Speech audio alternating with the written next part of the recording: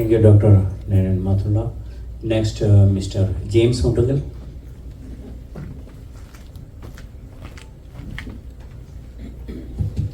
ബഹുമാനപ്പെട്ട നമ്മുടെ സ്ഥാനാർത്ഥി ഡോക്ടർ മാത്യു വൈരമൺ, സദസ്സിൽ ഇരിക്കുന്ന ബഹുമാന്യരെ, ഞാൻ ഏതാണ്ട് 13 വർഷമായി ഡോക്ടർ മാത്യു വൈരമണെ പരിചയപ്പെടുന്നത്. അന്ന് തൊട്ട് ഞങ്ങൾ റൈറ്റേഴ്സ് ഫോറത്തിലും അതുപോലെ മലയാളം സൊസൈറ്റിയിലൊക്കെയാണ് ആദ്യം ഞാൻ അദ്ദേഹത്തെ കണ്ടത്. അത് കഴിഞ്ഞ് മലയാളി അസോസിയേഷൻ ഓഫ് ഗ്രേറ്റർ ഹൂസ്റ്റണിൽ അദ്ദേഹത്തെ പരിചയപ്പെടുവാനൊക്കെ ഇടയായി. ഇവിടെ അദ്ദേഹത്തെ കുറിച്ച് പറയുണ്ടായത് അദ്ദേഹത്തിന് ഒരു ഇൻട്രൊഡക്ഷൻ്റെ ആവശ്യമില്ല. നമുക്കറിയാം ഈ രാജ്യം ഇന്ന് കടന്നു പോകുന്ന അവസ്ഥകളെ കുറിച്ച് ഇവിടെ സൂചിപ്പിക്കുകയുണ്ടായി. 2 ചിന്താധാരകളാണ് ഈ രാജ്യത്ത് ഉള്ളത്. ഞാൻ അതേക്കുറിച്ച് അതിലേക്ക് കടക്കുന്നില്ല.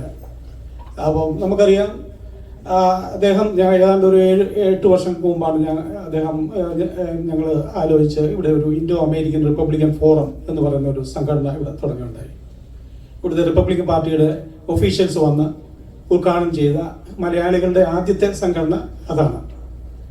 അത് ഇവിടുത്തെ ഒഫീഷ്യൽസിൻ്റെ അനുമതിയോടുകൂടി, അവരുടെ അനുവാദത്തോടു കൂടി തുടങ്ങിയ ഒരു സംഘടനയാണ്. അദ്ദേഹം അതിൻ്റെ ചെയർമാനും ഞാൻ അതിൻ്റെ പ്രസിഡന്റുമാണ്. ആ സംഘടന 7 വർഷമായിട്ട് വളരെ നല്ല രീതിയിൽ പ്രവർത്തിക്കുന്നുണ്ട്.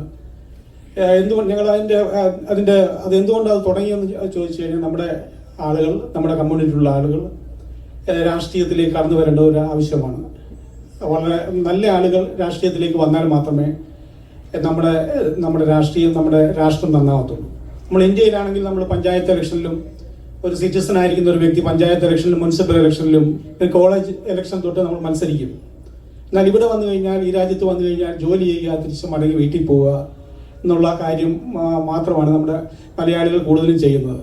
എന്നാൽ നമുക്ക് നമ്മുടെ ചില റൈറ്റ്സ് ഉണ്ട്, നമുക്ക് വോട്ടിംഗ് പവർ ഉണ്ട്, നമുക്ക് ഈ രാജ്യത്തിൻ്റെ മുഖ്യധാരയിലേക്ക് കടന്നു വരാനായിട്ടുള്ള അവസരമുണ്ട്. എന്തുകൊണ്ടോ അതൊന്നും നമ്മുടെ ആളുകൾ ചെയ്യുന്നില്ല. അത് എൻകറേജ് ചെയ്യാൻ വേണ്ടിയും ഒക്കെയാണ് ഞങ്ങൾ അത് തുടങ്ങിയത്. അത് നന്നായിട്ട് നടക്കുന്നുണ്ട്. നമ്മുടെ ഒരു കടമയാണ്, ഈ ഓരോ പൗരൻ്റെയും കടമയാണ് ഈ രാജ്യത്ത്. രാഷ്ട്രീയം മോശമായ ഒരു കാര്യമല്ല. എല്ലാ പാർട്ടികളിലും നല്ല ആളുകളും ചീത്ത ആൾക്കാരുമുണ്ട്. നമുക്കത് അറിയാവുന്ന കാര്യമാണ്. ഞാൻ കൂടുതലായിട്ട് ദീർഘിപ്പിക്കുന്നില്ല. ദൈവവിശ്വാസത്തിനും അടിസ്ഥാന നല്ല മൂല്യങ്ങൾക്ക് വേണ്ടി നിലകൊള്ളുന്ന ആൾക്കാർ ആരാണ്, ഏത് പാർട്ടിയാണെന്ന് തിരഞ്ഞെടുക്കാനുള്ള വിവേകം നമുക്കുണ്ട്. നമ്മളത് വയസ്സായിട്ട് നമ്മൾ ചൂസ് ചെയ്യാമെന്ന് മാത്രമേ ഉള്ളൂ. ഞാൻ കൂടുതൽ ദീർഘിപ്പിക്കുന്നില്ല. അദ്ദേഹത്തെ വിജയിപ്പിക്കേണ്ടത് നമ്മുടെ എല്ലാവരുടെയും ഒരു ആവശ്യമാണ്.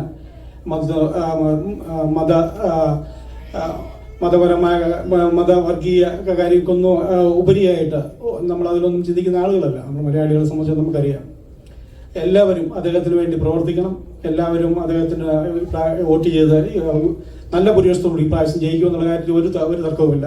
നമ്മളെല്ലാവരും ഈ പറഞ്ഞ പോലെ എല്ലാവരും ആത്മാർത്ഥമായിട്ട് വിചാരിച്ചാൽ തീർച്ചയായിട്ടും അദ്ദേഹം ഈ പൊസിഷനിലേക്ക് വരും എന്നുള്ള കാര്യത്തിൽ യാതൊരു തർക്കവുമില്ല. അദ്ദേഹത്തിന് എല്ലാ നന്മകളും എല്ലാ ഭാവങ്ങളും നേരുന്നു. God bless America.